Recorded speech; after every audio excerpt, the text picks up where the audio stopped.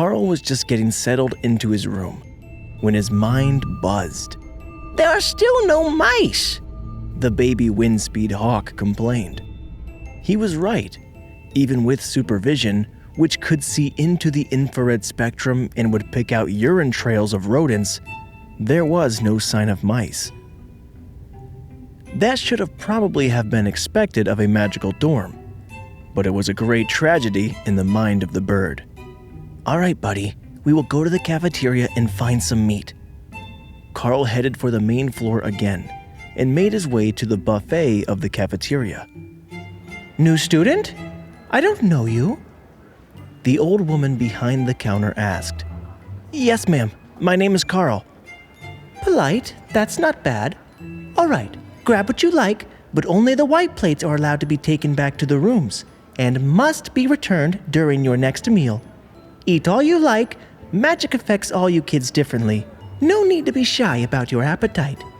"Meat!" The hawk shouted happily in his mind, drawing his attention to a pile of raw fish set along one side of the long counter. It looked like a grocery section where you could pick out your own ingredients to take to your room, while the first half of the counter was prepared dishes. "Then pardon my hunger," Karl replied, and took a pair of white plates to fill for their dinner. Pasta and meatballs with cream sauce, roasted pork, some sort of vegetable that gave off an incredible feeling of energy, and then an entire plate of raw meat for the hawk. "Well, that's one of the more interesting plates for sure. But if you're in a room with a kitchen, you can cook it as you like. In the future, you can just ask the cook to prepare it if there's a special way you like your food," she explained. "Thanks, I'll keep that in mind." Karl retreated to his room, while the hawk pleaded pitifully to be fed. If this was how adorably needy all baby birds were, no wonder their mothers would go to the extremes of even chewing food for them. Fortunately, the Windspeed Hawk had an extremely sharp metallic beak and could bite through bone with ease, even as a newborn. The meat chunks were all boneless, which the bird found disappointingly lacking in crunch. But the meat was all monster meat, high in nutrients and energy, and its body was growing at a visible rate under the pile of nourishment. It somehow managed to chew through 5 times its body weight in 10 minutes, and it was still pleading for the meatballs on Karl's plate as he finished his meal. "Fine, 1 meatball, but after that you need to wait for dinner." "When is that? I'm starving," the bird complained, then burped loudly and fell asleep. That certainly didn't seem like starvation to Karl. By the time that it woke up, the Windspeed Hawk had grown to the size of a sparrow and was happily flying around Karl's mental space, an exuberant distraction as he cleaned the balcony of leaves, which were set aside to be sorted for drying, and then watered the plants.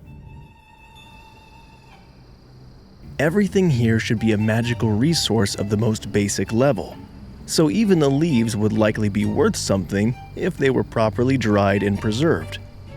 The problem was that he wasn't sure if this garden was sanctioned by the school, or if they would view all the resources here as looted school property.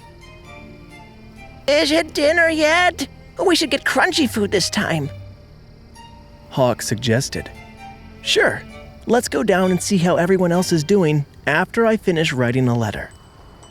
The bird was confused by the concept of a letter, but Karl wanted to write home to his parents to let them know that he was all right and settling in well at the academy. The students wouldn't be home until the end of the school year, but he didn't recall any rule saying that he couldn't send a letter or a text message. Not that either Karl or his parents could afford a cell phone, but that wasn't the point. Maybe he would get them one once he was finished training and started to get the elite stipend. If it was enough, he could probably even move them out of the mines and let them retire. It only took a few minutes to finish the letter home, and Karl put it in the box by his door, which could be accessed from either the inside or the outside. That was where he had received and left the paperwork on the train, and it was where letters were picked up if you had to send them at home, so it should be the same here, Karl assumed. The dining hall was packed with new students, mostly in rather rough shape, with torn clothes, covered in mud and grass stains, and a few sporting visible injuries. Karl joined the line to grab dinner, then took a second plate, scooped an entire roast chicken on it, and transferred it to the beast taming space while nobody was watching him. Then he took another, added a collection of cheeses and snacks to it, and brought it to an empty table. You are the gauntlet guy from the first group, aren't you? I didn't get a good look at your face earlier. A girl with blonde hair and a heavily bruised face asked as he sat at the table next to hers. Yeah, might I ask what happened? Everyone looks like they were beaten half to death. Karl asked. We were. I went with a group that understood going together for safety against the earth mice, and our lead warrior chased them off with a skill.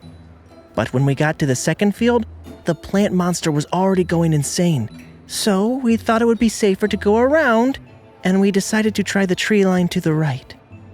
She paused and gently touched her face, then flinched. The one with the monstrous boars?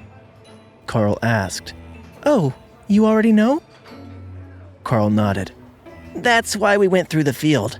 I saw the marks of the boars on the trees and recognized them from outside the mining town where I grew up. The girl laughed. It's me, Jasmine. I guess you really didn't recognize me with my face like this. That explained why she didn't introduce herself when she started speaking.